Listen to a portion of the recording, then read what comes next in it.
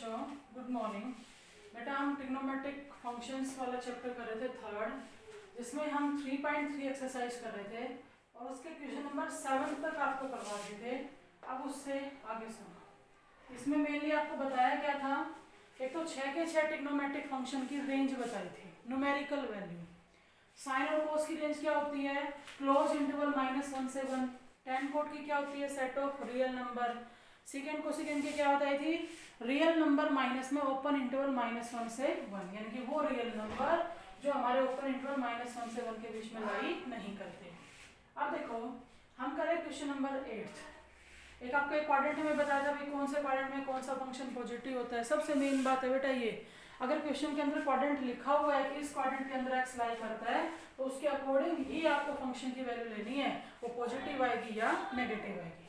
अब देखो बेटा, जैसे एक क्वेश्चन में क्या कह रहा है कि x फोर्थ क्वाड्रेंट में लाई करता है, तो जैसे उसमें फोर्थ कहा तो फोर्थ में तो कौन कौन पॉजिटिव होते हैं, कोस और सेकेंड। ठीक है जी, यू कहते हैं कोस x की वैल्यू 5/13 है, तुम्हें 13 sin x प्लस में 5 secant x अपॉन में 5 tangent x प्लस में 6 cosecant x इसकी निकालनी है। ठीक है, अब ये हम पढ़ चुके इस एक्सरसाइज में। अगर हमारे पास एक ट्रिग्नोमेट्रिक फंक्शन की वैल्यू है तो हम अदर 5 की निकाल सकते हैं नहीं। बाकी फिलहाल हमें जरूरत किसकी है, साइन की, सेकेंड की, टेन की और कोसेकेंट की निकाल लेंगे। ये बताओ कोस x अगर 5/13 है तो सेकेंट x तो बेटा आपका 13/5 आएगा कि नहीं आएगा। हम कोस x की हेल्प से साइन x निकाल सकते हैं, plus minus under the root 1 minus में कोस स्क्वायर, चाहे ट्रायंगल वाले रूल से निकाल लेना। तो यहाँ से प्लस माइनस में 12/13 आया, लेकिन क्वाड्रेंट फोर्थ है तो साइन कैसा होगा, नेगेटिव। देखो सेकेंड चाहिए था निकाल लिया, साइन चाहिए था निकाल लिया। अब कोसेकेंट की बात करें, अगर साइन ही आ गया तो कोसेकेंट भी आ जाएगा, माइनस का 13/12। और अगर साइन और कोस दोनों है तो फिर 10 भी आ जाएगा। साइन अपॉन में क्या करेंगे, कोस, तो आपका 13 से 13 तो कैंसिल हो जाएगा और माइनस का 12 बाई क्या आएगा, 5। यहाँ रख के सोल्व कर दो। देखो 13 इंटू में साइन एक्स की वैल्यू थी -12/13 प्लस में 5 इंटू में सेकेंड एक्स, और सेकेंड एक्स की वैल्यू है 13/5। 5 इंटू में टेंजेंट एक्स तो माइनस का 12/5 और 6 इंटू में कोसेकेंट एक्स तो कोसेकेंट है माइनस का 13/2। देखो बेटा यहाँ 5 से 5 कैंसिल, 13 से 13 कैंसिल, माइनस का 12 और प्लस का 13 तो ऊपर क्या बच गया, 1। यहाँ 5 से 5 कैंसिल, माइनस का 12 आ गया, प्लस में ये कैंसिल किया 2 तो माइनस का 13/2 आया। पहले हम नीचे एलसीएम लेंगे, जब नीचे एलसीएम लेंगे तो एलसीएम आएगा 2, माइनस का 24 और माइनस का 13, फिर ये 2 तो आपका चला जाएगा ऊपर और यहाँ से हमारा कितना आ जाएगा, माइनस का 37 आ जाएगा। तो ये आ जाएगा आपकी इसकी पूरे एक्सप्रेशन की वैल्यू। लेकिन हम पूरे की वैल्यू निकाल रहे हो चाहे, लेकिन क्वाड्रेंट के बेस पे ही हमने यहाँ पे साइन कोस टेन देखे भी आपके नेगेटिव रहेंगे या पॉजिटिव। 8 का फिर देखो आप सेकेंड पार्ट, यू कहते हैं क्वाड्रेंट के बारे में कुछ नहीं कहा उसने, और ये बात मैंने आपको बता रखी है, अगर क्वाड्रेंट के बारे में नहीं कहता है ना तो हम भी फिर प्लस माइनस साइन को इग्नोर कर देंगे। वो कह रहा है 5 इंटू में टेंजेंट एक्स की वैल्यू 4 है, तो मैंने यहाँ से 10x निकाल लिया, 10x 4/5 हो जाएगा। ठीक, आपके पास 10 की वैल्यू है। आपसे पूछ क्या रहा है, कह रहा है 5 इंटू में साइन एक्स माइनस में 3 इंटू में कोस एक्स, और ये 5 इंटू में साइन एक्स प्लस में 3 इंटू में कोस एक्स। तो कर सकते हो आप। आपको किसकी जरूरत है, 10 और कोस की, सॉरी साइन और कोस की। 10 आपके पास है तो आप 10 से क्या निकाल सकते हो, सेकेंड, सेकेंड से क्या निकाल सकते हो, कोस, कोस से क्या निकाल सकते हो, साइन। चाहे तो वैसे कर लेना, वरना अगर हमें इसे थोड़ा सिंपल बनाना हो तो आपके पास जो भी एक्सप्रेशन है, चाहे वो अलजेब्रिक हो बेटा चाहे ट्रिग्नोमेट्री हो, हम सेम टर्म ऐड सब्ट्रैक्ट कर सकते हैं, मल्टीप्लाई डिवाइड कर सकते हैं। तो यहाँ पे हम क्या कर रहे हैं, इस पूरे एक्सप्रेशन में इसके न्यूमरेटर और डिनोमिनेटर दोनों को cos x से डिवाइड कर रहे हैं। जब तुम cos x से डिवाइड करोगे ना तो sin अपॉन में cos ये 10x आ जाएगा, और ये 3 cos x अपॉन में cos तो 3 आ जाएगा। यहाँ पर भी ये आपका क्या बनेगा, 10, और ये क्या आएगा 3, सिर्फ कैलकुलेशन कम करने के लिए, क्योंकि 10x की वैल्यू हमारे पास से दी थी तो हमें कुछ निकालना नहीं पड़ेगा। आप अगर उसमें साइन कोस निकाल के करोगे तब भी आपका सेम आंसर आएगा। यहाँ सीधा रख दो आप, tan x की वैल्यू है 4/5 माइनस में 3 और यहाँ पर भी 4/5 प्लस में 3, तो 5 से 5 कैंसिल हो गया, 4 - 3 1 और 4 + 3 7। उससे निकालोगे लंबा जरूर जाएगा पर आपका आंसर सेम आएगा। जैसा आपको सही लगे उससे करना है बेटा। क्वेश्चन नंबर देखो 9th, टिक कर देना इसको। यू कहते हैं प्रूव करो सीकेंट स्क्वायर x प्लस में cosecant square x greater than equal to 4 होगा। देखो किसी पर्टिकुलर एंगल पे तो कहे तो हम वैसे चेक कर लेते। इसने कहा भी x को कोई भी एंगल लिया जाए, लेकिन सीकेंट स्क्वायर x प्लस में कोसेकेंट स्क्वायर x हमेशा 4 या 4 से ग्रेटर होगा, ऐसा प्रूव करो। देखो हम लेफ्ट हैंड साइड लेके चल पड़े, ठीक है। सीकेंट स्क्वायर x प्लस में कोसेकेंट स्क्वायर x, तो कुछ तो चेंज तो करेंगे ही। हम सीकेंट स्क्वायर x को 1 प्लस में tan स्क्वायर x कह सकते हैं और कोसेकेंट स्क्वायर x को 1 प्लस में कोट स्क्वायर x कह सकते हैं। 1 + 1 हमारा कितना आ गया 2 प्लस में tan स्क्वायर x प्लस में कोट स्क्वायर x। लेकिन इससे क्या हो गया, इससे भी तो कुछ तो ऐसा खास हमें नहीं मिला कि हम बिल्कुल यूँ कह दें छोटी से कि ये 4 या 4 से ग्रेटर आएगा। अब एक बात ध्यान से सुनो बेटा, एक तो हमारा काम है यहाँ पे 4 बनाना। अगर मैं 4 प्लस में कोई भी ऐसी पॉजिटिव वैल्यू, अब पॉजिटिव वर्ड का मतलब तो यही है अगर 4 के प्लस में कोई ऐसे स्क्वायर की टर्म आएगी तो वो 100% पॉजिटिव रहेगी। 100% पॉजिटिव रहने का मतलब है इसकी वैल्यू लेस से लेस 0 हो सकती है। 0 होगी तो 4 + 0 तो 4 आया कि नहीं आया, यानी कि ये एक्सप्रेशन 4 या 4 से ग्रेटर हो जाएगा। ये बनाने के लिए हमारे पास तो सिर्फ 2 था, मैंने क्या किया 2 ऐड कर दिया और 2 सब्ट्रैक्ट कर दिया। 2 + 2 4, इसको तो रखो ही यूं। अब कुछ इसमें ऐसा करो कि हम होल स्क्वायर बना सकें। बढ़ेगा बेटा, ये बताओ 2 के इंटू में 1 लिख दें, कोई दिक्कत नहीं है। और उस 1 को हम टेंजेंट x इंटू में कोट x लिख सकते हैं, नहीं क्योंकि कोट क्या होता है 1/10, 10 से 10 कटा वापस 2 आ जाएगा। और ऐसा लिखने से क्या हुआ a² tan square x plus में कोट स्क्वायर x माइनस में 2ab 2 tan x इंटू में कोट x, यानी कि इन तीनों को मैं tan x माइनस में कोट x का होल स्क्वायर लिख सकती हूँ। और जिस टर्म पे स्क्वायर लग जाता है ना वो हमेशा कैसी रहती है पॉजिटिव, मतलब छोटी से छोटी 0 हो सकती है।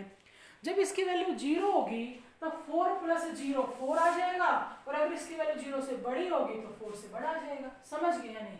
यानी कि ऐसा लिखने के बाद हम ये कह सकते हैं कि ये एक्सप्रेशन हमेशा 4 या 4 से ग्रेटर रहेगा और यही हमें प्रूव करना था। थोड़ा सा ध्यान रख लेना, एक दो बार निकाल के देखना बेटा। सीकेंट स्क्वायर को 1 + tan स्क्वायर लिखा, कोसेकेंट स्क्वायर को 1 + कोट स्क्वायर, 2 तो हमारे पास आ जाता है, लेकिन इस फॉर्म में कन्वर्ट करने के लिए हमने 2 ऐड कर दिया, 2 सब्ट्रैक्ट, और जो 2 हमने सब्ट्रैक्ट किया उसको कुछ 2ab की फॉर्म में यूज कर लिया। 1 की जगह हमने क्या लिखा tan x इंटू में कोट x। तो ये था आपका क्वेश्चन नंबर 9। अब देखो बेटा 10th, जब मैंने एक्सरसाइज शुरू करवाई थी ना तब आपको करवाए भी थे इस टाइप के क्वेश्चन कि जो न्यूमेरिकल वैल्यू पढ़ रहे हैं इसका यूज तो काफी है, लेकिन जैसे क्या कह रहा है इस क्वेश्चन में 2 cos स्क्वायर x प्लस में cos x माइनस 6 = 0। हमने ये पूछा कि क्या ये इक्वेशन पॉसिबल है, तो भाई पॉसिबल है या नहीं है कैसे बताया था, हम इसको सोल्व करेंगे, यहाँ से cos की वैल्यू निकालेंगे, उन cos की वैल्यूज को cos की रेंज में चेक करेंगे, अगर वो रेंज में बिलोंग करेंगी तो पॉसिबल है वरना पॉसिबल नहीं है। अब ये क्वाड्रेटिक इक्वेशन है cos में, यू बताओ अगर 2x² प्लस x माइनस 6 लिख दिया जाए तो तुम इसको फैक्टर करके सोल्व कर सकते हो। प्रोडक्ट क्या कर लिया माइनस की 12, तो कैसे सोल्व करोगे, प्लस का ले लो 4 और माइनस का ले लो 3, तो वही फैक्टर हम इसमें कर देंगे cos की फॉर्म में। देखो 2 cos स्क्वायर x है प्लस के 4 cos x में से माइनस का 3 cos x माइनस के 3 cos x माइनस 6 = 0। यहाँ से मैंने कॉमन ले लिया 2 cos x, तो क्या बचेगा cos x प्लस में 2 और माइनस 3 कॉमन लिया तो cos x प्लस में 2 = 0। एक क्या आया 2 cos x माइनस 3 और दूसरा फैक्टर क्या आया cos x प्लस में 2 इक्वल टू 0। जब आप इसको भी 0 के इक्वल रखोगे इसको भी 0 के इक्वल रखोगे क्योंकि दो टर्म प्रोडक्ट में है तो या तो ये 0 है ये 0 है या फिर दोनों 0 है। तो cos x की वैल्यू एक तो 3/2 आएगी और एक cos x की वैल्यू -2 आएगी। अब पहले याद करो कि cos की रेंज क्या थी क्लोज इंटरवल -1 से 1। तो आप बताओ कि क्या 3/2 इस इंटरवल में बिलोंग करेगा? बिल्कुल नहीं करेगा भाई। 3/2 1 से क्या होता है ग्रेटर। क्या -2 इस इंटरवल में बिलोंग करेगा? नहीं करेगा क्योंकि -2 -1 से क्या होता है लेस। तो अब हम क्या जवाब देंगे कि ये इक्वेशन पॉसिबल नहीं है। ये इक्वेशन वो साइन में बना दे tan में बना दे तो आपको क्या करना है पहले फैक्टर करके सोल्व कर लो और फिर उसकी रेंज के अंदर चेक कर लो कि बिलोंग करता है या नहीं करता है। नेक्स्ट देखो बेटा, अगले क्वेश्चन में यूं कह रहे भाई कि सेकेंड की किस वैल्यू के लिए इक्वेशन पॉसिबल है। बात तो वही है, देखो इधर 6 सेकेंड स्क्वायर x माइनस में 5 second x plus 1 equal to 0। Quadratic equation है सेकेंड में, हमें फैक्टर करके क्या करना है सोल्व करना है। जब सोल्व करेंगे तो देखो बेटा इसके फैक्टर क्या बनेंगे 6 सेकेंड स्क्वायर x है माइनस में 3 सेकेंड x और माइनस का 2 सेकेंड x और प्लस में 1 इक्वल टू 0। यहाँ से मैंने कॉमन ले लिया 3 इंटू में सेकेंड x तो क्या बचेगा 2 सेकेंड x माइनस 1 और यहाँ -1 ही कॉमन लिया तो 2 second x minus 1 equal to 0। तो एक फैक्टर तो क्या आ गया आपका 3 सेकेंड x माइनस 1 और दूसरा क्या आ गया 2 second x minus 1 equal to 0। जब बारी बारी इन दोनों को 0 के इक्वल रखेंगे तो एक बार तो सेकेंड x की वैल्यू 1/3 आएगी और एक बार क्या आएगी 1/2। अब आप क्या चेक करो सेकेंड की रेंज याद करो, न्यूमेरिकल वैल्यू याद करो कि ये जो वैल्यू आई है ना ये उसमें बिलोंग करती है या नहीं। सुनो बेटा, सेकेंड की रेंज तो रियल -1 से, पता है इसका मतलब क्या है कि वो वैल्यू इसकी रेंज में नहीं जा सकती जो -1 से बड़ी और +1 से छोटी हो। तो तुम ये बताओ 1/3 तो +1 से छोटा है -1 से बड़ा है तो इस रेंज में बिलोंग नहीं करता। अगर बात 1/2 की करें तो 1/2 के साथ भी यही प्रॉब्लम है, हमें इस इंटरवल के बीच में वैल्यू नहीं चाहिए लेकिन ये वैल्यू इस इंटरवल में लाई करती तो ये भी बिलोंग नहीं करेगा। तो हम क्या कहेंगे कि सेकेंड की किसी भी वैल्यू के लिए ये इक्वेशन पॉसिबल नहीं है। हो जाएगा या नहीं? ये था आपका 10th। अब आगे देखो, ये कह रहे 10x, ध्यान सुनो क्या कह रहा है प्लस में cot x can never be equal to 3/2। कहते हैं एंगल चाहे x चाहे कितना ही डिग्री हो लेकिन 10 प्लस कोट कभी भी 3/2 नहीं आएगा। हम क्या कर रहे हैं कि इसका कहना नहीं मान रहे और जो ये मना कर रहे हैं ना वही लेके चल रहे हैं। क्या लेट कर लिया कि 10x प्लस में कोट x 3/2 आएगा, हम ये मान के चल पड़े, अपोजिट लेके चल पड़े बिल्कुल। आगे रिजल्ट निकालेंगे, अब रिजल्ट अगर ट्रू तो आ जाएगा तो ठीक है भाई अपने एजम्पशन सही है, अगर हमें जो रिजल्ट मिला वो फॉल्स मिलेगा तो हम कहेंगे भाई तो कंट्राडिक्शन हो गया, हमारे एजम्पशन क्या है गलत है। देखो बेटा इसको सोल्व करने के लिए ना पहले मैंने कोट x को 1/10x लिख दिया, फिर मैंने 10x एलसीएम ले लिया तो ये होगा 10 square x plus 1 equal to 3/2 और फिर मैंने क्रॉस मल्टीप्लाई कर दी तो 2 10 स्क्वायर x उधर से माइनस में 3 10x आएगा, सीधा लिख रही हूँ +2 इक्वल टू 0। जैसे सेकेंड में क्वाड्रेटिक थी कोस में क्वाड्रेटिक थी वैसे ही मैंने किस में क्वाड्रेटिक बना लिया इसको 10 में। अब देखो बेटा अगर हम इसके फैक्टर करें तो फैक्टर नहीं होंगे, जब फैक्टर नहीं हो रहे तो हम क्वाड्रेटिक फॉर्मूला लगाएंगे। अब क्वाड्रेटिक फॉर्मूला क्या होता है माइनस का b, तो बेटा b तो माइनस भी था उसका नेगेटिव करें तो प्लस हो जाएगा, plus minus under the root b square minus 4ac upon में 2a। अच्छे से आता होगा 10th क्लास में हम पढ़ते थे क्या होता है -b plus minus under the root b square minus 4ac upon 2a, जहाँ पे a क्या होगा 10 स्क्वायर का कोफिशिएंट, b क्या होगा 10 का कोफिशिएंट और c क्या होगा कांस्टेंट टर्म। देखो बेटा 3 plus minus under the root 4 into में 4 16, 9 माइनस में 16 माइनस का 7 आ गया अपॉन में 4। इतना आपने पढ़ा है जब आप रूट्स के नेचर चेक करते थे तब कि रूट के अंदर अगर नेगेटिव टर्म आ जाती है तो वो रियल नहीं होती। अब एक बार हमने दिमाग लगाया टेन और कोट की रेंज के लिए, तो टेन और कोट की रेंज तो क्या कहता है कि भी वैल्यू कैसे आनी चाहिए, real, set of real number. लेकिन यहाँ से हमें जो वैल्यू मिली वो तो इमेजनरी है। इमेजनरी होने का मतलब क्या हुआ कि जो रिजल्ट हमें मिला वो तो फॉल्स मिल गया। फॉल्स मिला, इसका मतलब हमारी अजम्पशन क्या है, गलत। ये सही कह रहा था कि 10 प्लस कोट 3/2 नहीं हो सकता, तो वापिस से पलट कहेंगे कि हाँ इसने जो कहा था वही स्टेटमेंट ट्रू है कि 10 प्लस कोट 3/2 नहीं होगा। क्योंकि जब हम 10 प्लस कोट को 3/2 के इक्वल लेके चले तो वहां से हमें रिजल्ट कैसा मिला, फॉल्स। नेक्स्ट देखो बेटा, सीकेंड स्क्वायर एक्स प्लस में कोस स्क्वायर एक्स। ध्यान सुना क्या कहता है कि सीकेंड स्क्वायर एक्स प्लस में कोस स्क्वायर एक्स कभी भी 2 से लेस नहीं होगा। ठीक है, 2 से छोटा नहीं होगा। अब 2 से छोटा नहीं होगा का मतलब तो यही हुआ कि 2 या 2 से बड़ा होगा। यूं आप यूं दिखा दो कि 2 से छोटा नहीं है, या आप यूं दिखा दो कि 2 या 2 से बड़ा है, तो बात तो बराबर ही है ना। एक तो हम यूं कहें भी कि 2 लेस है 5 से, और एक हम ये कहें 5 ग्रेटर है 2 से। कहने का तरीका अलग है, बात तो एक ही कही जा रही है। तो इसमें भी तरीका अलग है कि वैल्यू 2 से लेस नहीं होनी चाहिए, या फिर यूं कहे तो 2 या 2 से ग्रेटर होनी चाहिए। हम इसको 2 या 2 से ग्रेटर दिखा देते हैं, अपने आप प्रूव हो जाएगा कि 2 से लेस नहीं है। इस क्वेश्चन को हम वैसे ही करेंगे जैसे मैंने तुम्हें 9th करवाया था। देखो बेटा, अगर हम 2 प्लस में कोई भी ऐसे पॉजिटिव टर्म शो कर दें तो वो हमेशा 2 या 2 से बड़ी होगी। क्या किया उसके लिए, सीधा हम सेकेंड स्क्वायर एक्स प्लस में कोस स्क्वायर एक्स लेके चल पड़े, और मैंने 2 ऐड कर दिया, 2 सब्ट्रैक्ट कर दिया। ये जो ऐड किया है ना, इसको तो रखो एज इट इज। ये बताओ इस 2 के इंटू में 1 लिख सकते हैं, और इस 1 को अब मैंने क्या लिखा, सेकेंड एक्स इंटू में कोस एक्स, क्योंकि सेकेंड क्या होता है 1/कोस, कटेगा तो वापिस से 1 आएगा नहीं आएगा। और अब इन तीनों टर्म्स से हम क्या लिख सकते हैं, सेकेंड एक्स माइनस में कोस एक्स का होल स्क्वायर। जिस टर्म पे स्क्वायर लग रहा है वो लेस से लेस 0 हो सकती है।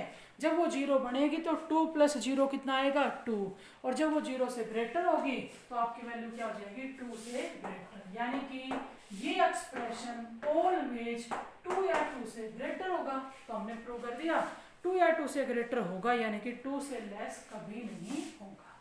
कर लोगे। फिर देखो बेटा इस एक्सरसाइज का लास्ट क्वेश्चन, ये कह रहे हैं भी a प्लस बी का whole square 4ab sine square x के इक्वल तभी होगा जब a किसके इक्वल हो, b के। आपको ये प्रूव करना है। पहले तो मुझे ये बताओ यहाँ से कि जो साइन स्क्वायर x है वो a प्लस बी का होल स्क्वायर अपॉन में 4ab हो जाएगा। अब मैं अपनी तरफ से लेके चल रही हूँ, मुझे बताओ साइन की जो रेंज होती है ना वो ये होती है। अगर हमने साइन का स्क्वायर कर दिया तो वो नेगेटिव तो होगी नहीं, अगर नेगेटिव आएगी भी तो भी वो स्क्वायर करने से कैसे हो जाएगी, पॉजिटिव। यानी कि लेफ्ट साइड को मैं हटा रही हूँ यहाँ से कि साइन स्क्वायर एक्स 1 या 1 से लेस रहेगा, हाँ नेगेटिव कभी नहीं होगा। अगर साइन स्क्वायर एक्स 1 या 1 से लेस है तो साइन स्क्वायर एक्स जिसके इक्वल है वो भी तो फिर 1 या 1 से लेस होगा। देखो इधर a प्लस बी का होल स्क्वायर अपॉन में 4ab 1 या 1 से लेस होगा। समझ गए, कुछ नहीं, साइन स्क्वायर एक्स की वैल्यू होती है। अब हम इसको सोल्व कर रहे हैं। बेटा देखो इधर डिवाइड में से 4ab हटाने के लिए हमने बोथ साइड 4ab से मल्टीप्लाई कर दिया। ये उधर ये नहीं करें कि उधर चला गया, ऐसा नहीं होता इनइक्वालिटी में, हम 6 चैप्टर में पढ़ेंगे। अब देखो जब ये स्क्वायर खोला तो a स्क्वायर प्लस में b स्क्वायर प्लस में 2ab less than equal to 4ab था।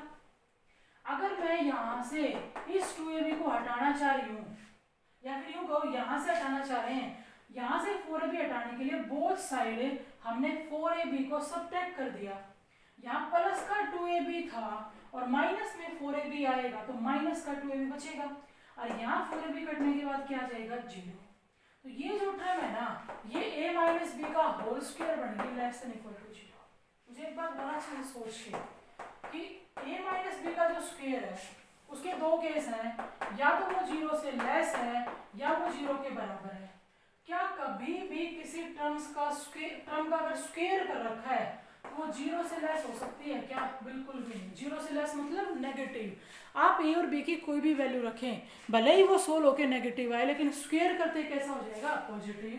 यानी कि a माइनस बी के होल स्क्वायर को 0 के इक्वल बनना पड़ेगा, और अगर उसका स्क्वायर 0 के बराबर है तो a माइनस बी 0 हो जाएगा, और a माइनस बी 0 हो जाएगा, यानी कि a किसके इक्वल हो जाएगा? b के। ये यूँ कहना चाह रहा था कि a प्लस बी का होल स्क्वायर इक्वल होगा 4ab साइन स्क्वायर एक्स के, कब? जब a किसके इक्वल हो? b के। देखो बेटा, ये आपकी 3.3 एक्सरसाइज थी जो आपकी कंप्लीट होगी। अब हम नेक्स्ट वीडियो में शुरू करेंगे नेक्स्ट एक्सरसाइज।